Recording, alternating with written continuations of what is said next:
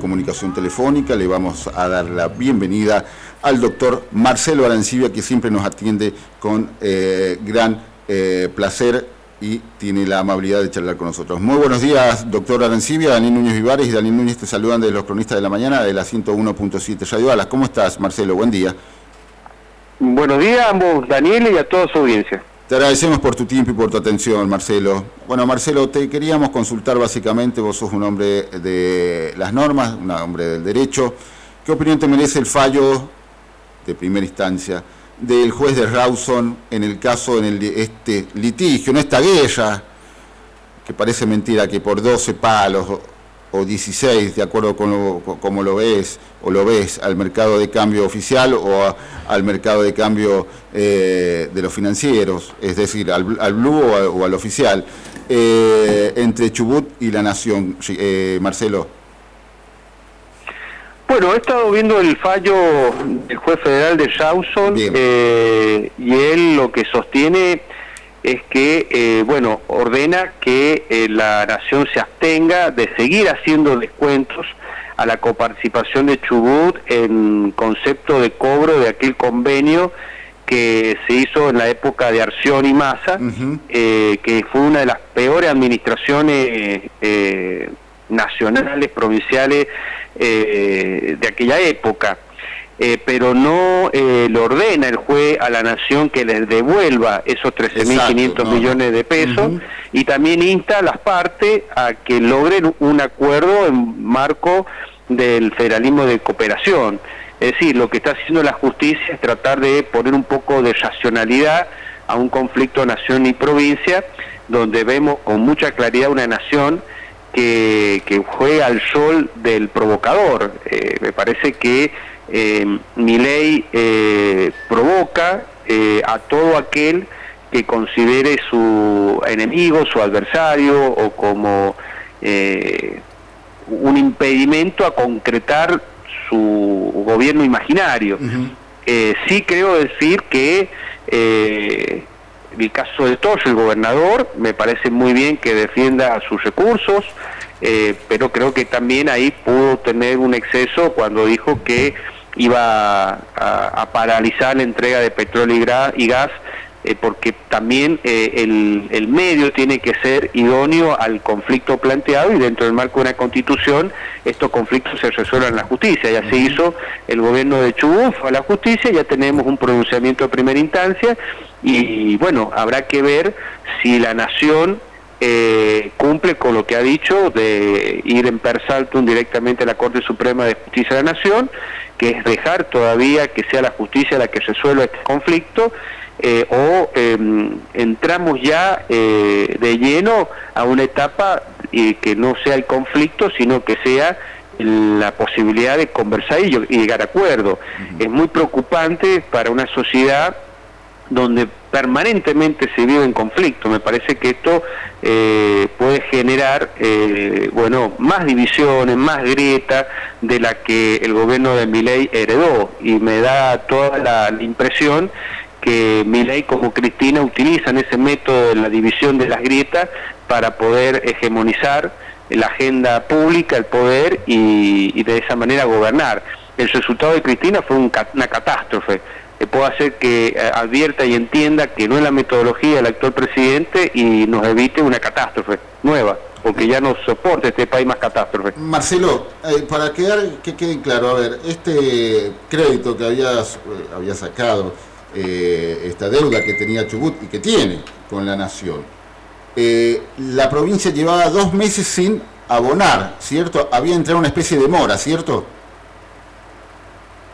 No conozco los detalles finos, lo que sí sé que es una deuda importante que tiene Chubut y que tiene muchísimas provincias, creo que San Juan también las tiene, con la Nación, y lo que Chubut pedía era, refinanciarla, pagarla, colocando un bono que tiene que ser autorizado por el Banco Central, y seguir adelante. Ahora, imagínate que por 12, 13 millones de dólares Argentina parece que está recreando la época del enfrentamiento entre unitarios y federales. La verdad es por muy poca cosa, aunque para nosotros 12, 13 millones de dólares es una suma exorbitante, para la nación, para la relación nación-provincia, no debiera ser un conflicto insuperable. Creo que en el fondo no es el dinero, no es la devolución del préstamo, no es la forma en que Chubut lo quiere pagar, sino la actitud de un gobierno nacional que quiere disciplinar a como dé lugar a las provincias, a sus diputados, a sus senadores, para que el Congreso de la Nación le vote las leyes que, bueno, por no tener la mayoría propia, ha decidido no sentarse a conversar, a acordar, sino a meter palo. Y me parece que este método no va a funcionar. Nunca funcionó en Argentina, porque nuestra Constitución es una Constitución que él tiene que recordar de inspiración de Alberdi, entre muchos otros liberales del siglo XIX, donde se acota el poder del presidente y de los restos de los órganos. O sea, el esquema constitucional es para ponerle límite al Estado. No niega ni pretende hacer desaparecer al Estado como pretende Milei, pero sí le establece límites, contrapeso, para evitar que una persona, como hizo Sosa en la primera mitad del siglo XIX, acumule en sus manos la suma del poder público en el país. Y lo que Milei pretende es, bueno, tener esa suma de poder público, como ha pretendido Cristina, como pretendió Néstor, como han pretendido muchos personajes en la historia nacional, y el resultado siempre ha sido el mismo, en Argentina y en el mundo. El método totalitario, autoritario, no funciona, y si funciona es con los costos que uno puede ver en Rusia, en Venezuela, y nosotros queremos vivir en paz, en libertad, con un mínimo de igualdad, y ese marco nos da la Constitución, y esa Constitución alberdiana nos lleva a tener que admitir los límites del poder y el que tiene poder, y que el método siempre el debate, la discusión y los acuerdos, y si no las votaciones que pasan dentro de los órganos legislativos. Si tenés los votos, bien; si no tenés los votos, bueno, tenés que entender que la manera de conseguirlo es por otra vía, y no la extorsión o los ataques brutales a través de las redes sociales, que esto es algo nuevo que estamos viendo en Argentina, y la descalificación permanente de que no piensa como el presidente, salvo que sea kirchnerista, porque a los kirchneristas no los toca. Marcelo, ¿cómo te va? Daniel Núñez te saluda. Hola, Daniel. A ver, ¿es peligroso lo que ha sucedido con esta sentencia de un magistrado en el día de ayer? A ver, te explico, la deuda no son de 13 millones de dólares, son 130.000 millones de pesos. Lo que se le descontó a la provincia de Chubut fue una cuota, algo que había firmado el gobernador anterior, que era debitarlo en forma directa a través de la coparticipación. A ver, ¿por qué pregunto si es peligroso, no? Porque supongamos que yo voy a tomar un crédito, ¿no? Y que le digo, bueno, debítemelo del sueldo. Pero después que me lo debitan, voy a la justicia. Y la justicia me dice, señor, usted que le dio el préstamo, no le debite más. Y reúnanse para ver cómo van a reformular esta deuda. Pregunto, ¿no? ¿Esto no es un precedente de que la justicia pueda entrar en algo que tal vez es un contrato libre firmado entre dos partes? Pregunto ahora, ¿no? ¿Quién le va a querer prestar un mango a la República Argentina del exterior teniendo en cuenta este fallo judicial? ¿No es peligroso esto? Bueno, primero que Chubut no se negaba ni desconoció la deuda. Lo que Chubut planteaba era un método de refinanciarla o de pagarla. De hecho, pedía autorización al Banco Central para emitir dólares, bonos en dólares, pagarle el 100% de la deuda a la nación y, cambiar un acreedor por otro, con los cuales podía refinanciarla de un modo tal que el Estado de chubutense podía pagar. No es una relación nación-provincia similar a la de un banco privado con un particular. Son dos cosas distintas. Sí ha defaulteado, o está por defaultear, una deuda de 23 millones de dólares, La Rioja. Efectivamente, está en mora, hasta acá está en mora. Claro, está a punto de defaultear porque no puede pagar ese préstamo. Acá hay cuestiones distintas. Entonces, hace 80 días que es gobernador de una provincia muy mal administrada en los últimos 20 años, de mano del peronismo, que se supone es el opositor al gobierno nacional, entonces ha demostrado siempre una vocación de acompañar, de apoyar al gobierno nacional. Pero bueno, creo que el tema es el disciplinamiento y la falta de comprensión de quién es el que está del otro lado. A ver, Quintela en La Rioja llega a esto porque el dinero, como hizo Arcioni, se la rifó la plata. Es decir, lo hacían para mantener un Estado que gastaba lo que ni siquiera recibía de la nación y lo poco que recaudaba en lo provincial. Además necesitaba endeudarse para seguir manteniendo la fiesta de un Estado que lo acaparaba todo. Bueno, ojo que en San Juan esto también ha pasado. Sí, claro. San Juan, los últimos datos respecto a la composición de su presupuesto provincial, el 88% son recursos nacionales, solamente el 12% lo genera la provincia. Quiere decir que si hacemos una cuestión imaginaria y de la noche a la mañana el Estado sanjuanino desaparece, como le gustaría a los libertarios, bueno, esto es tierra de nadie. San Juan, el último que apague la luz.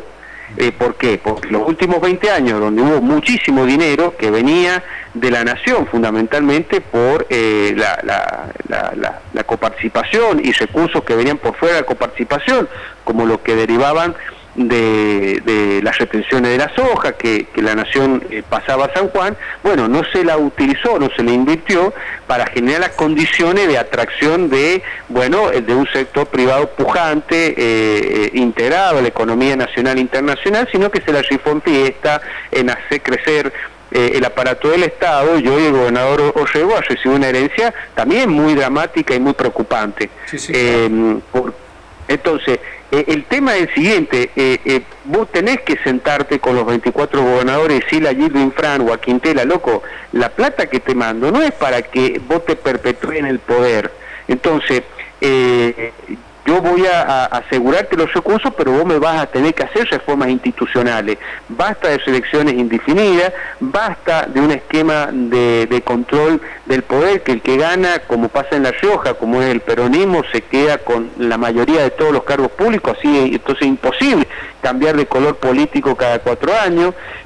Vas a empezar a bajar el gasto público, a achicar el Estado, a hacerlo más eficiente, a darle más oportunidades de financiamiento del sector privado.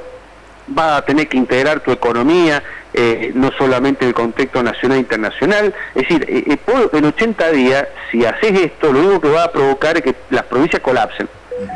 Ahora, sí creo que el presidente tiene que sentarse con los gobernadores y decirle, loco, acá cambió el esquema porque ya no vamos a ser un país con un Estado dominante, por lo tanto las provincias no van a ser los estados el dominante de lo económico y lo social.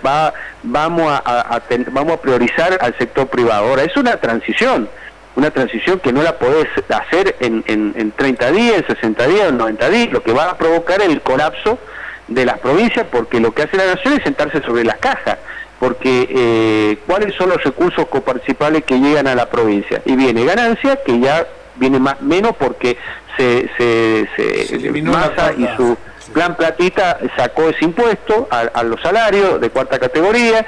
Viene el IVA, pero el IVA viene en picada porque estamos en una recesión tremenda, no se vende nada, no se produce nada, y lo que ingresa, que son los recursos de retenciones por exportaciones y el impuesto país por las importaciones, esa plata la recibe la nación.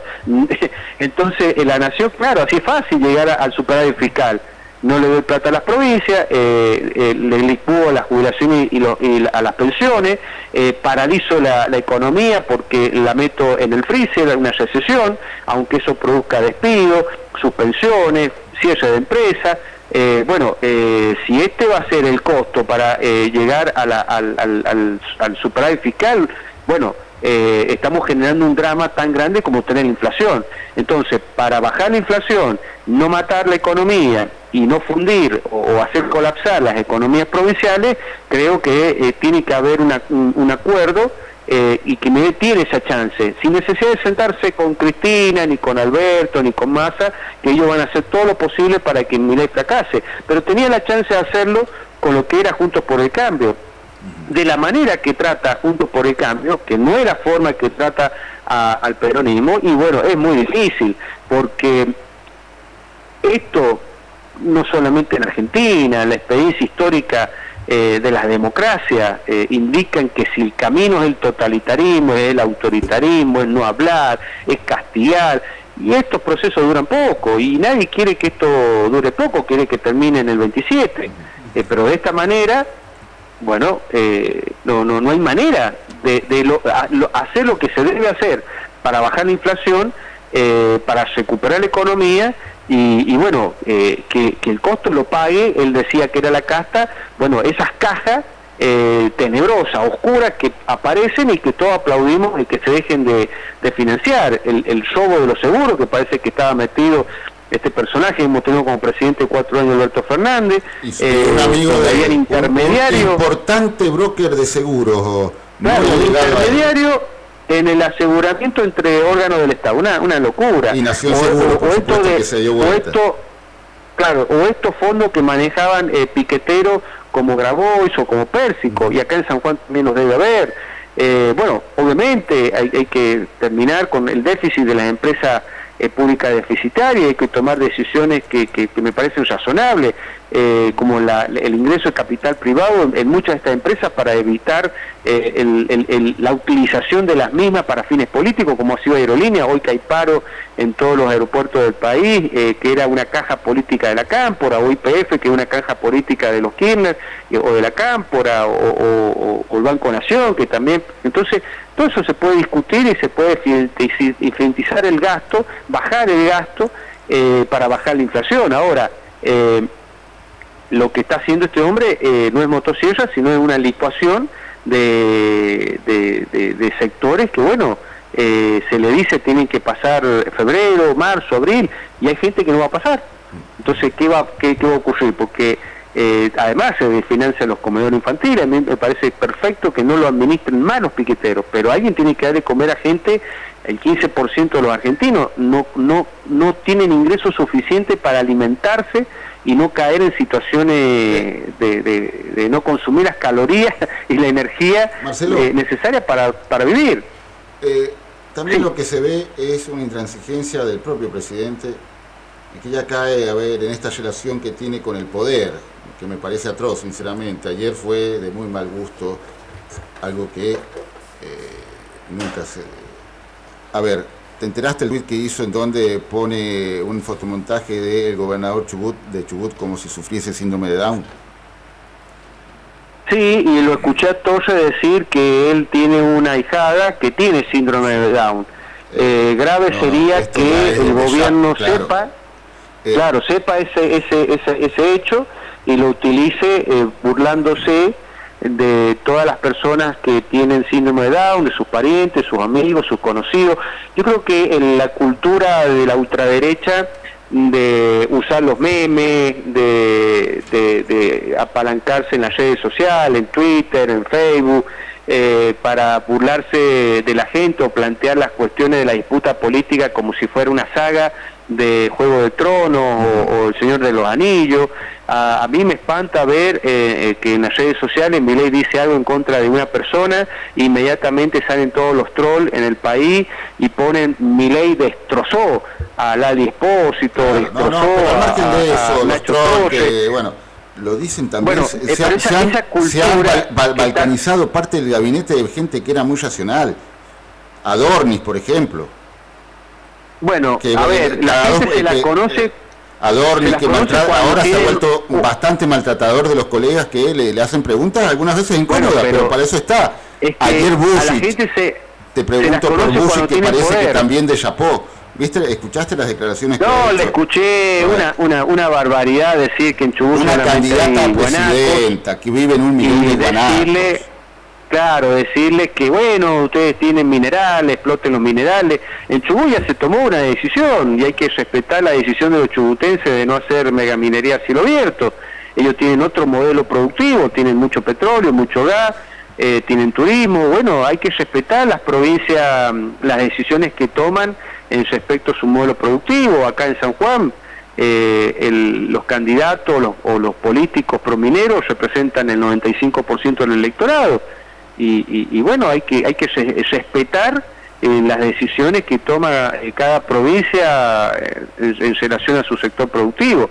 Ahora, lo que la nación sí tiene que hacer, creo yo, en esta relación de coparticipación, es decir, bueno, mirá, yo garantizo los fondos, pero vos tenés que ir hacia un sistema constitucional republicano y democrático.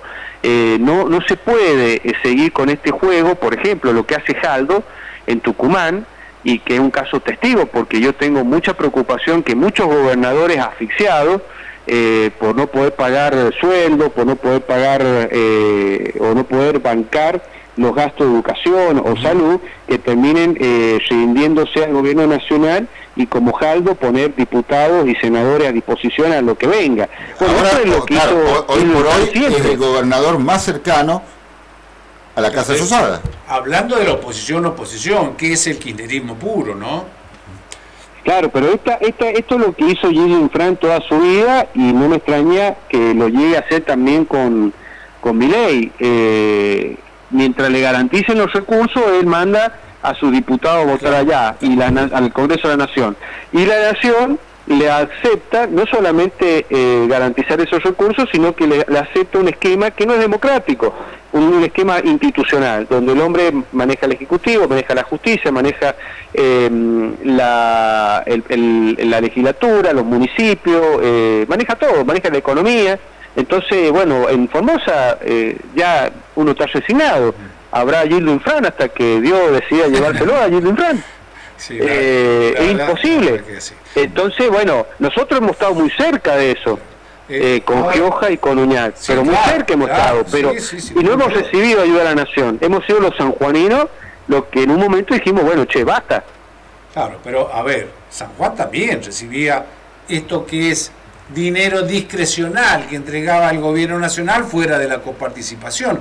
Recordemos que hace pocos días nos enteramos que el ex gobernador de la provincia se gastó 14 millones de dólares a la cotización actual del dólar oficial. Son más de 3.000 millones de pesos en marketing. Eso sin ninguna duda fue a la política, fue a la campaña, fue dinero de todos los argentinos. Muy generoso al cambiarlo al valor oficial del dólar. Claro. Uno podemos hacerlo al blue y nos vamos ya a 14.000 millones de pesos. Pero a ver, si uno se pone a pensar, ¿cómo le entregaban dólares o cómo consiguió los dólares? Teniendo en cuenta el cepo, ¿no? Que para algunos sí, cepo para otros no. Yo entiendo que por lo que ha publicado el diario Huarpe, siempre se pagaba en pesos. Lo que pasa que en ese momento en dólares, era equivalente a 14 millones de dólares al blue. Sí. Entonces, si mantenés constante el valor blue, bueno, esos 14 millones que se pagaron durante el 2023, hoy estaríamos en esa suma. Claro. Ahora, en el caso de San Juan, y como las otras provincias, habían, además de la coparticipación, habían fondos que estaban previstos por leyes. Claro. Por ejemplo, el tema del fondo educativo. Sí, claro. Y hay otros incentivos docentes, conectividad, Sí, había que se fueron, después habían de la época de Menem se fueron prorrogando. Después creo que el de conectividad fue a partir de la pandemia, de la cuarentena. Hay otros fondos fiduciarios y hay sí dinero discrecional donde los principales beneficiarios han sido los gobiernos peronistas, en particular Kicillof. Ahora bien, y Chubut, a ver, también hay que decirlo. Esto es interesante, y Chubut, claro, con los peronistas. Ahora, esto es interesante porque no deja de ser razonable lo que dice el gobierno nacional, de decir, che, te quejas de que no te mando 20.000 millones de pesos para el subsidio de transporte público y te gastás 27.000 millones de pesos en publicidad institucional. Claro. Entonces, acá en San Juan, vos fijate, se gastó, ponele, 4.000, 14.000 millones de pesos en marketing. Eso no es todo el universo de lo que se pueda decir comunicaciones, es solamente marketing a dos empresas que tienen el mismo domicilio fiscal, el mismo teléfono, etcétera, etcétera. Que los pagos siempre eran coetáneos a los momentos electorales, que fueron muchos en el 2023.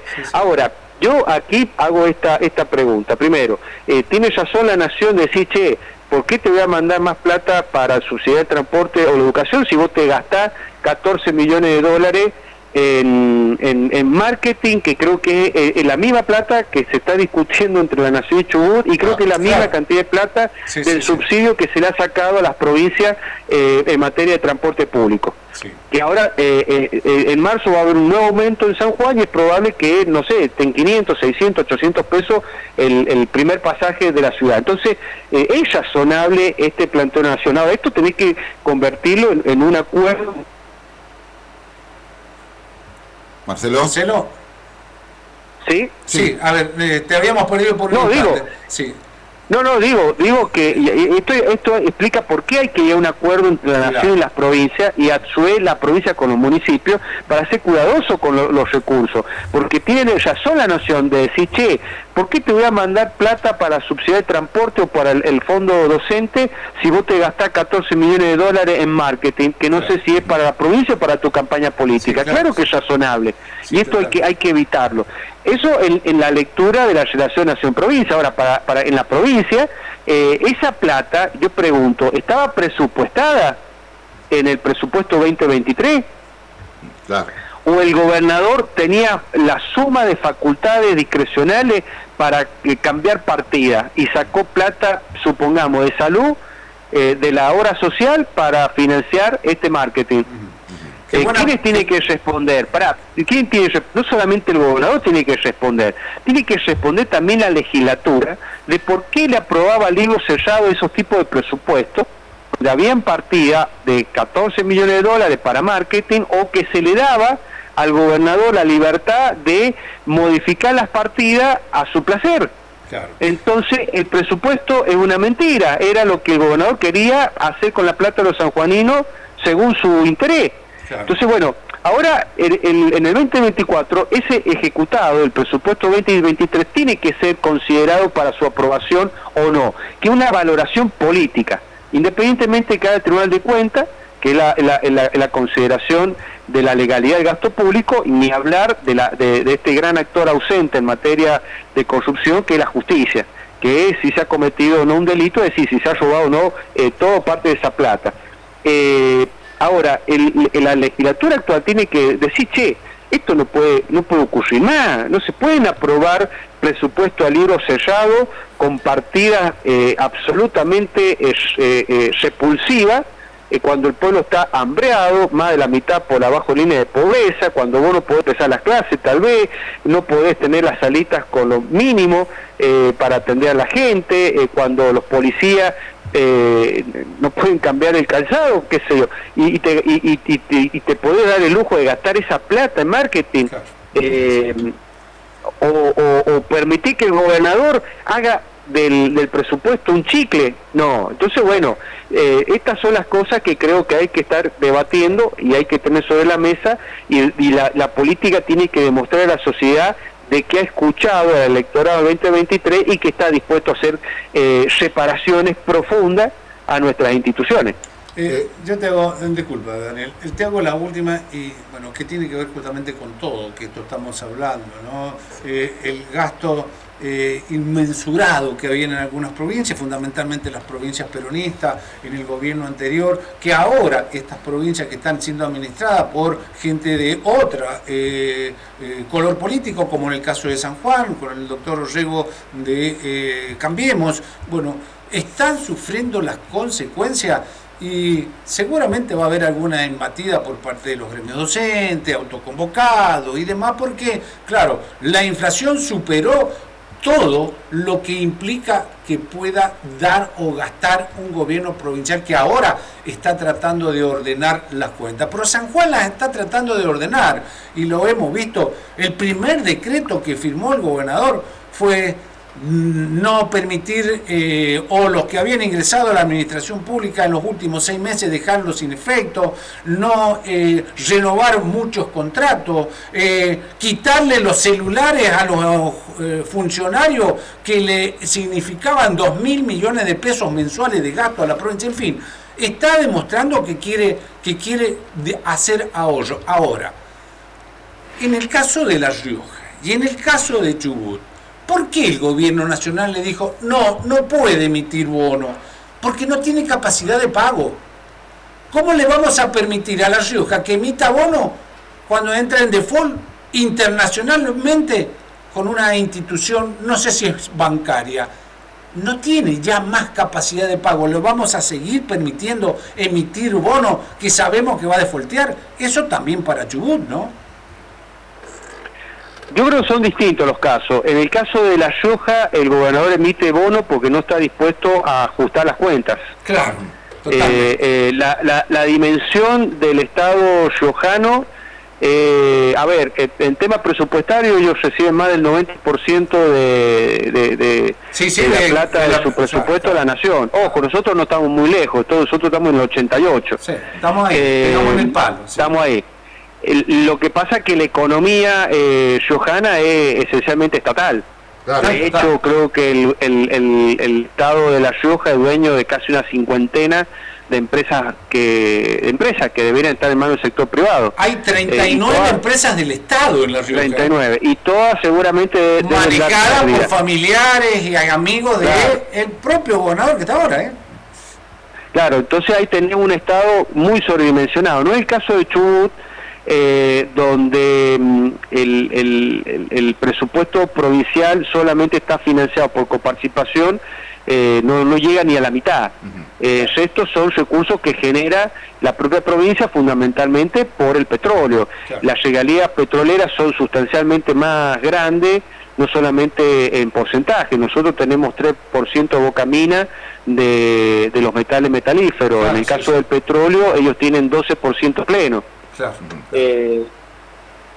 Pero insisto, en Chubut, por lo que uno ha podido leer o escuchar, van a empezar las clases normalmente. Es decir, hay un reordenamiento del gasto, hay un achicamiento, como ha pasado en San Juan, en materia de lo que se conoce como el gasto político. Ahora, es tan dramático la herencia que ha recibido Rego de mano del peronismo, de Sergio Uñac, y es tan incierta la situación nacional de lo que va a pasar en el país, la relación nación-provincia, que acá no se ha podido sancionar un presupuesto.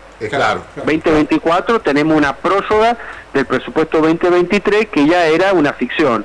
Entonces es muy probable que en un par de meses más la provincia de San Juan va a tener que darse un presupuesto para poder garantizar el funcionamiento del Estado. Que representa, entiendo, el 70% de la economía provincial. La de La Rioja debe ser más del 90%, claro, si no el 95%. Y las únicas empresas privadas que hay deben estar vinculadas a los políticos peronistas. Se me viene a la cabeza los Yomas, no sé. Claro, probablemente. Entonces, el tema es muy delicado. Es muy delicado y la solución económica es una solución fundamentalmente política. Y acá veo yo dos escenarios distintos. En la nación, un presidente que no cree a política, que ve el acuerdo como un acto de corrupción, que tiene él una necesidad de seguir en campaña y seguir achacándole todos los males a la casta. Pero perdón, Marcelo, te paro ahí porque me diste el pie justo. ¿Has leído el diario Clarín, esta muy buena estudio o encuesta que ha hecho, que todo, Opinaya? En donde, no. Bueno, sigue teniendo una aceptación muy alta de un 52%. 56 también. No, de los 56 puntos, según que sacó Daniel en el balotaje, esto es, en el balotaje, hoy por hoy se tiene 40 nada más. Otros 11 no sabe. Y 5 aseguran que no lo volverían a votar a elegirlo. Pero es más amplia. Yo creo que pero además hay una aceptación alta. Pero de este 52% que hoy por hoy tiene de imagen positiva, de apoyo, por parte por lo menos del trabajo que manifiesta, el 70% de este 52% no está de acuerdo con sus políticas, por ejemplo. Explícame eso. Se opone a la reforma laboral, a la dolarización, a la apertura estricta del mercado o de las importaciones, etcétera. Evidentemente es una sociedad que está muy rota. Apoyo a un presidente pero no estoy de acuerdo pero con no sus quiero que me políticas. toque. Bueno, en la campaña lo solíamos decir, una cosa es hablar, teorizar sobre la muerte y otra cosa es morirse. Claro. La gente, todo el mundo entiende que las cosas como habían hecho los Kirchner, Fernández y Massa no iba más, y que el ajuste era necesario e inevitable. La cuestión es que alguien tiene que pagar el ajuste y no hay gente que voluntariamente diga, bueno, fusílame a mí, señor sargento. Entonces, esto lo resuelve la política. Y la política no solamente debe resolver cómo, quién y por cuánto tiempo va a pagar el ajuste, sino que le debe dar sustentabilidad institucional a esto que es inevitable. O sea, nosotros no podemos seguir viviendo con un Estado que no se puede ya financiar, ni vendiendo la joya de la abuela, ni imprimiendo más billetes, ni metiendo más gente en el Estado. Eso está claro, pero esa sustentabilidad política es la que no hay a nivel nacional. Ahora, a nivel provincial, lo que a mí me preocupa es que, así como en la nación, yo creo que es fácil si el presidente entiende que esta sustentabilidad política se la puede dar los bloques que estuvieron antes Juntos por el Cambio. No tendrá el 100% de su modelo ideal, pero ya con que saque el 50% ya es muchísimo en este país. Lo que pasa es que yo creo que este hombre es un mesiánico, él cree que tiene una misión divina y que quiere refundar una Argentina que no tiene nada que ver con lo que ha pasado en los últimos 100 años. Esto no va a suceder, salvo que, no sé, gobierne Lenin o Stalin o estos personajes que destruyeron un sistema para construir un modelo para ellos ideal, con el hombre nuevo. Claro. Esto no va a ocurrir. Ahora, en San Juan, la llave en la legislatura la tiene Uñac, y acá viene mi preocupación. Claro. Uñac y Gioja. Porque Uñac, sí, pero fundamentalmente Uñac por la cantidad de diputados provinciales, cuenta con 19, Gioja con 4 y hay un libertario. Sí. La llave la tiene Uñac. Ahora, si Uñac se pone como objetivo volver al poder al 2027, entonces va a ser una máquina de poner palos en la rueda y de impedir que la legislatura acompañe a Orrego, no solamente en su política de austeridad o en su política de ajuste, en acomodar la situación provincial a lo que está pasando en la nación, porque acá hay un cambio de paradigma. Si nosotros estamos diciendo hay que reducir el Estado, tenemos que tener una economía abierta al mundo, y bueno, esto va a tener su repercusión legislativa en la provincia. Entonces, si Uñac se pone en un extremo opositor, y acá no va a volar ni una hoja. Sí. Y lo que también me preocupa es que si la postura de Uñac es, bueno, hagamos que cambiemos para no cambiar nada, entonces el que va a perder en esto, también el otro lo pierde, es la sociedad sanjuanina que votó un cambio y que no lo va a ver reflejado. Por eso hay que ver muy de cerca lo que pasa en la justicia de San Juan, en el Consejo de la Magistratura y en la legislatura, ahora que se viene la designación de un medio centenar de funcionarios judiciales. Sí.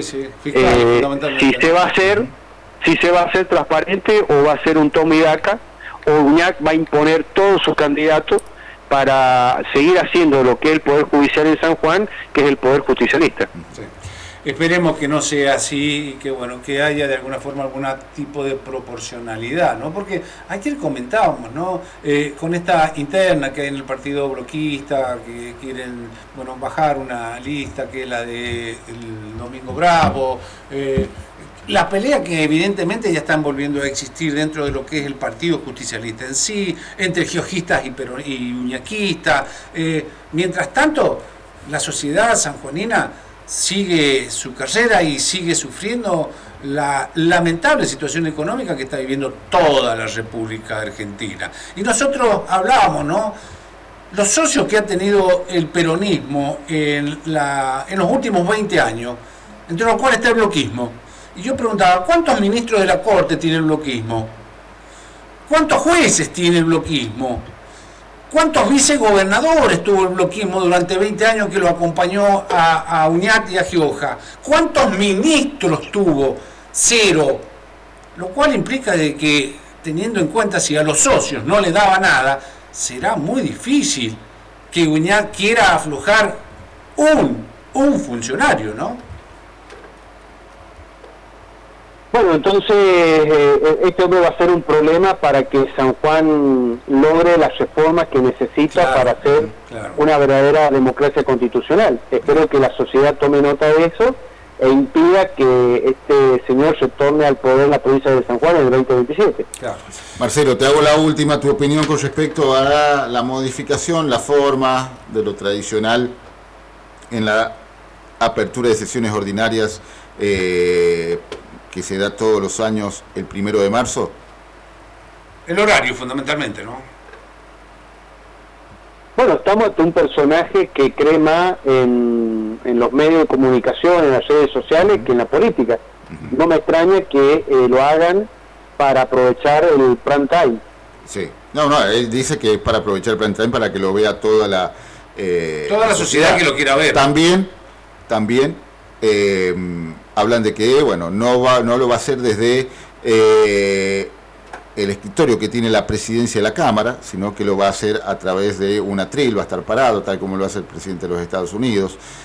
Bueno, hay un informe muy bueno en Clarín que dice que se ve una imitación de lo que es el acto del 1 de febrero, que todos los años hace el presidente de Estados Unidos cuando va al Capitolio a hablar del Estado de la Unión, le llaman ellos allá. Sí, no solamente me parece penoso esa copia, esa estética al gobierno norteamericano, sino que a mí lo que realmente me preocupa su identidad con la ultraderecha del Partido Republicano de Estados Unidos. Eso sí me parece muy preocupante. Marcelo, te damos las gracias, ¿no? Esta rica charla que hemos tenido y que tiene que ver con la actualidad de la política nacional, provincial, de otras provincias, y esperemos, ¿no?, que haya cordura. Ayer lo decía, hay que bajar los decibeles de los dos lados, decía, de las provincias estas que están amenazando con que no van a mandar petróleo. Ayer Kicillof amenazó de cerrar los carriles para llegar a los puertos, entre otras cosas. Bueno, si no se bajan los decibeles y si no se buscan las soluciones a través de la política, le va a ser muy difícil gobernar a Milei y también a los gobernadores, ¿no? No, totalmente. Tienen que saber que el que tiene la mecha corta en cuanto a la paciencia es la sociedad. Exactamente, sí, claro. Exactamente. Te damos las gracias por tu tiempo, por tu atención, y por supuesto te vamos a seguir molestando cada vez que sos ya parte de la casa de los cronistas de la mañana y de Radio Ala para, bueno, que charlemos sobre la política nacional y provincial. Muchísimas gracias. No, por favor, muchas gracias a usted y un fuerte saludo a la audiencia. Muchas gracias, un abrazo. Tanda y a la vuelta más cronistas de la mañana.